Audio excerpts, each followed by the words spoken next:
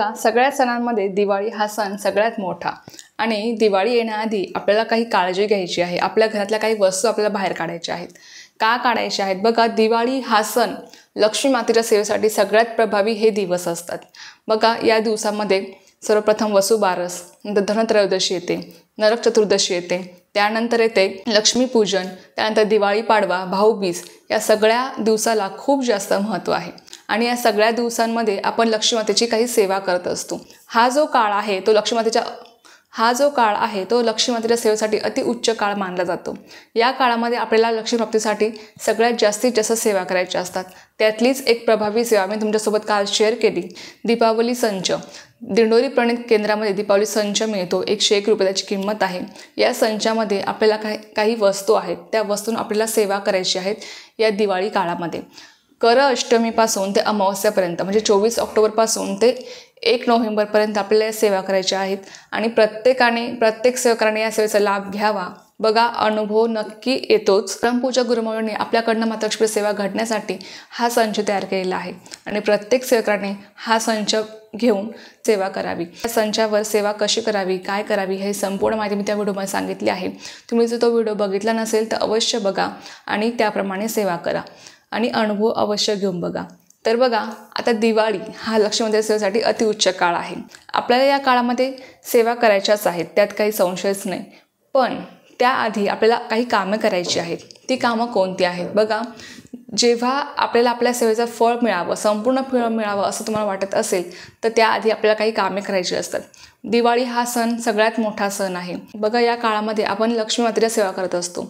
आपल्या घरामध्ये माता लक्ष्मी अखंड वास करावा, आपल्या घरामध्ये कधी कशाची कमी पडू नये, आपल्याला कधी पैशांची अडचण भासू नये, आपल्या सगळ्यांना असं वाटत असतं, तुमच्यापासून माझ्यापर्यंत. पण त्याआधी आपल्याला अशा काही वस्तू आहेत आपल्या घरातल्या, त्या आपल्याला बाहेर काढायच्या आहेत, जेणेकरून आपल्याला आपल्या सेवेचं संपूर्ण फळ मिळेल. बघा, लक्ष्मी मातेला सगळ्यात प्रिय आहे ते म्हणजे स्वच्छता. आपल्या घरामध्ये स्वच्छता असेल तरच माता लक्ष्मी आपल्या घरी प्रवेश करेल आणि त्यासाठी अशी काही कामे आहेत जी आपल्याला दिवाळी आधी करायची आहेत, जेणेकरून आपण ज्या काही सेवा करणार आहोत त्याचं संपूर्ण फळ आपल्याला मिळेलच. माता लक्ष्मी आपल्या घरामध्ये प्रवेश करेल, आपल्या घरामध्ये अखंड वास करेल आणि आपल्याला आपल्या संसारामध्ये कधीही कशाची कमी पडणार नाही. तर यासाठीच आपल्याला ही कामे करायची आहेत. तर त्यातलं सगळ्यात महत्त्वाचं पहिलं काम म्हणजे आपलं देवघर. बघा, तुमच्या देवघरामध्ये खंडित झालेल्या मूर्ती असतील, तुटलेले फोटो असतील, काच तुटली आहे फोटोची किंवा खराब झाली आहे, मूर्ती खराब झालेली आहे. मूर्तीला बघा, मातीच्या मूर्ती असतील तर त्या बऱ्याचशा त्या खराब झालेल्या आहेत. आपण कुंकू लावतो, दररोज पूजा करताना अष्टगंध लावत असतो, कुंकू लावत असतो. कुंकू लावून अष्टगंध लावून त्या खराब झालेल्या आहेत, फोटो खराब झालेले आहेत. अशा काही तुमच्या देवघरामध्ये मूर्ती, फोटो असतील खंडित झालेले किंवा तुटलेले, तर ते तुम्हाला विसर्जन करून द्यायचे आहे. कारण की देवघरामध्ये जेव्हा आपण असे फोटो ठेवतो किंवा मूर्ती ठेवतो ना आणि त्यांची पूजा आपण जेव्हा करतो त्याने आपल्याला आणखी दोष वाढत असतात, आपल्याला आशीर्वाद मिळत नाहीत त्यांचे, आपल्याला आणखीन दोष लागत जातात आणि त्यामुळे आपल्याला जीवनामध्ये अनेक अडचणींचा, संकटाचा सामना करावा लागतो. आपल्याला ते समजत नाही. आपण असं म्हणतो की माझ्यासोबतच असं का होतं, पण लक्षात घ्या, ही जे काही यामागचं कारण जे काही ते आपल्या घरातच असतं, पण आपल्याला ते कळून येत नाही.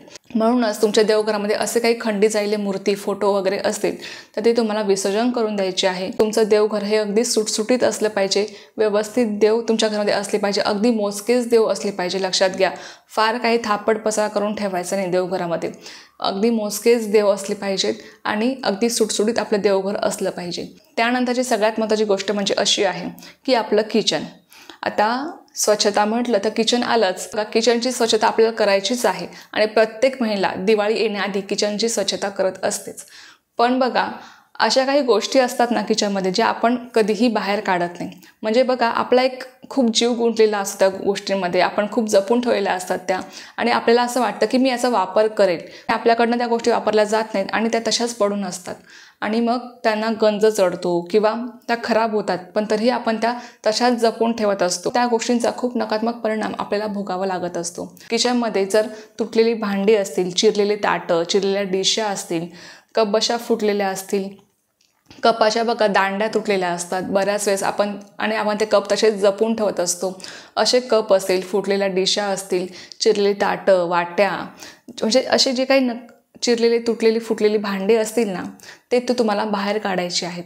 लक्षात घ्या, आपण जेव्हा या भांड्यांचा वापर करतो किंवा त्या भांड्यामध्ये आपण जेव्हा अन्न शिजवतो तेव्हा त्या त्याचा खूप नकारात्मक परिणाम आपल्या जीवनावर होत असतो. आपल्याला ते समजून येत नाही.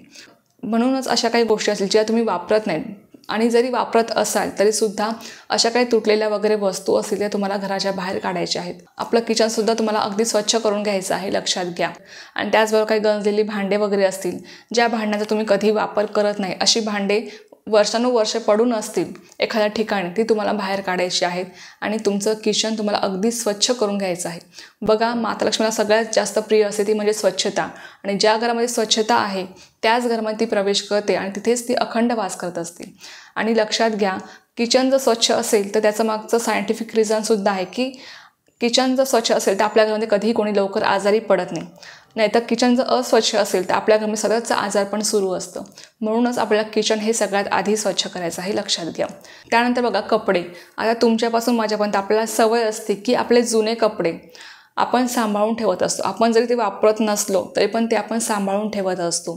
आपल्याला असं वाटतं की मी याचा वापर करेल, पण त्याचा वापर कधी करत नाही. म्हणूनच लक्षात घ्या, जर तुमच्याकडे असे जुने कपडे असतील, खूप पडलेले आहेत दिवसांपासून, तुम्ही त्याकडे बघतसुद्धा नसाल, तर असे कपडे तुम्हाला बाहेर काढायचे आहेत. कारण की कपडे हे खूप नकारात्मक ऊर्जा निर्माण करत असतात. या सगळ्या गोष्टी खूप नकारात्मक ऊर्जा निर्माण करतात आणि त्यामुळे आपल्या घरामध्ये सततचे भांडणे होत असतात. सततचं कोणी ना कोणी आजारी असतं किंवा कोणतेही कामं आपले पूर्ण होत नाहीत, कामे अडून बसतात. आपलं नशीब आपल्याला साथ देत नाही. आपण म्हणतो ना की माझ्या नशिबात असं का आहे, नशीब माझं साथ देत नाही, मी केलेल्या कोणत्याही सेवेचं फळ मला मिळत नाही. तर या सगळ्या गोष्टी ज्या आहेत त्याचा परिणाम आपल्या जीवनावर होत असतो आणि त्यामुळे आपण कितीही सेवा केली त्या सेवेचं फळ आपल्याला संपूर्ण मिळत नाही. म्हणूनच या सगळ्या गोष्टी तुम्हाला तुमच्या घराच्या बाहेर काढायच्या आहेत. तेव्हाच आपण दिवाळीत ज्या सेवा करणार आहोत ना त्याचं संपूर्ण फळ आपल्याला मिळणार आहे, लक्षात घ्या. त्यामुळे जुने कपडे असतील, फाटलेले कपडे असतील, ते तुम्हाला बाहेर काढायचे आहे. त्यानंतर बघा, सगळ्यात मोठी गोष्ट जी आपल्या घरामध्ये सगळ्यात जास्त दरिद्री निर्माण करत असते ती म्हणजे चपला. आता बऱ्याच जणांना सवय असते की 3-3, 4-4 चपला किंवा बुटांची जोड घेण्याची आपल्याला. पण बघा, चप्पल ही सगळ्यात मोठी दरिद्री आहे आणि ती कितपत आपल्या घरात असावी याचा विचार आपणच करावा. म्हणूनच लक्षात घ्या, चपला घेताना आपल्याला खरंच त्याची गरज असेल ना तरच ती घ्यावी, नाहीतर ती खूप मोठी दरिद्री असते जी आपल्या जीवनावर खूप मोठा परिणाम करून जाते. आणि त्याचबरोबर जर तुमच्याकडे चपला बुटं पडलेली असतील ज्याचा तुम्ही वापर करत नाहीत, असे चपला बुटं तुम्हाला फेकून द्यायचे आहेत किंवा कोणत्याही गोरगरिबाला तुम्ही देऊ शकता, ज्याला त्याची गरज आहे अशा व्यक्तींना तुम्ही ते देऊ शकता. तर हे एक काम आहे जे तुम्हाला कटाक्षाने करायचंच आहे. आपल्या घरातली चपला बुटं पडून आहेत दिवसेंदिवस, ज्याच्याकडे कोणी बघतसुद्धा नाही, तर असे चपला बुटं तुम्हाला बाहेर काढायचे आहेत. आणि जरी तुम्ही वापर करत असाल तरीसुद्धा लक्षात घ्या, इथून पुढे चपला वगैरे घेताना आपल्याला जर खरंच त्याची गरज असेल तरच घेण्याचा प्रयत्न करा.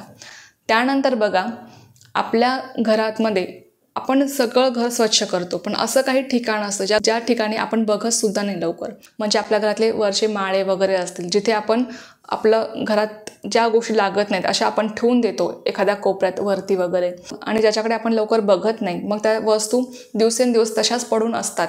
आपण भंगार वगैरे सगळं त्या ठिकाणी ठेवून देत असतो आणि त्या वस्तूंकडे आपण लवकर बघतसुद्धा नाही. आपण सगळं घर स्वच्छ करतो पण ती जागा आपण स्वच्छ करत नाही, आपण कंटाळा करतो. अशा ठिकाणचं जे तुम्ही भंगार वगैरे गोळा करून ठेवलेलं असेल ते तुम्हाला बाहेर काढायचं आहे. बघा, तिथूनच सगळ्यात जास्त नकारात्मक ऊर्जा ही बाहेर पडत असते आणि जी आपल्या घरावर, आपल्या कुटुंबावर परिणाम त्याचा होत असतो. म्हणूनच हे भंगार वगैरे जे असेल तुम्हाला बाहेर काढायचं आहे. त्याचप्रमाणे तुमच्या घरातले पडदे वगैरे जे काही तुम्ही ठेवून दिलेले असतील ते तुम्हाला स्वच्छ धुवून, घड्या घालून व्यवस्थित ठेवून द्यायचे आहे. जे तुम्ही वापरत असाल ते तुम्हाला स्वच्छ धुवायचे आहेत. म्हणजे एकंदरीत काय की आपल्याला सगळं घर स्वच्छ करायचं आहे. त्यानंतर बघा, तुमच्या घरात जुने कॅलेंडर तुम्ही साठवून ठेवलेले असतील तर ते तुम्हाला सगळ्यात आधी बाहेर काढायचे आहेत. त्याचप्रमाणे बंद पडलेलं घड्याळ असेल ज्याचा तुम्ही वापर करत नाही आहात, जे तुम्हाला लागणारच नाही, ते तुम्हाला बाहेर काढायचं आहे. जर तुम्ही त्याचा वापर करणार असाल तर ते तुम्ही दुरुस्त करून घ्या आणि ते तुम्ही भिंतीला लावून द्या. पण बंद पडलेलं घड्याळ चुकूनही आपल्या घरामध्ये ठेवू नका, नाही तर आपली प्रगतीसुद्धा खुंटत असते. जुने कॅलेंडरसुद्धा आपल्या घरामध्ये कधीही साठवून ठेवू नये, आणि त्यानेसुद्धा आपली प्रगती खुंटत असते. आपले जे प्रगतीचे मार्ग आहेत ना ते मोकळे होत नाहीत. म्हणून लक्षात घ्या, जुने कॅलेंडर, बंद पडलेले घड्याळ या पण गोष्टी आपल्याला बाहेर काढायच्या आहेत. तर ही जी कामे आहेत जी तुम्हाला दिवाळीच्या आधी करायची आहेत दिवाळी येण्या अगोदर आपल्याला ही सगळी कामे करायची आहेत, जेणेकरून आपल्याला आपल्या सेवेचं संपूर्ण फळ मिळेल आणि माता लक्ष्मी आपल्या घरामध्ये अखंड वास करेल. आपल्या घरामध्ये ज्या काही नकारात्मक ऊर्जा निर्माण करणाऱ्या वस्तू आहेत त्या आपल्याला बाहेर काढायच्या आहेत. तेव्हाच आपल्या घरामध्ये सकारात्मक ऊर्जा प्रवेश करेल आणि आपल्या घरामध्ये सुख, शांती आणि आनंद, उत्साह राहणार आहे. जर आपलं घर स्वच्छ असेल तर आपल्याला पण उत्साह येतो, एक काम करण्यासाठी, सेवा करण्यासाठी आपल्याला सुद्धा एक उत्साह येतो आणि त्यामुळेच आपल्या घरातलं वातावरण हे सकारात्मक राहत असतं. म्हणूनच या नकारात्मक ऊर्जा निर्माण करणाऱ्या वस्तू आहेत त्या तुम्हाला सगळ्यात आधी बाहेर काढायच्या आहेत, तेव्हाच आपल्या घरामध्ये सुख, शांती नांदणार आहे, लक्षात घ्या. तर चला, ही एक खूप छोटीशी पण खूप महत्त्वाची माहिती होती जी मला तुमच्यासोबत शेअर करायची होती. झालेली सेवा मी स्वयंमांच्याने रुजू करते आणि आजचा व्हिडिओ इथेच थांबवते. तुम्हाला ही माहिती आवडली असेल तर व्हिडिओला लाईक, शेअर, सबस्क्राईब करायला विसरू नका. पुन्हा भेटूया अशाच एका नवीन व्हिडिओसोबत किंवा नवीन विषयासोबत. तोपर्यंत सर्वांना श्री स्वामी समर्थ. जय जय स्वामी समर्थ.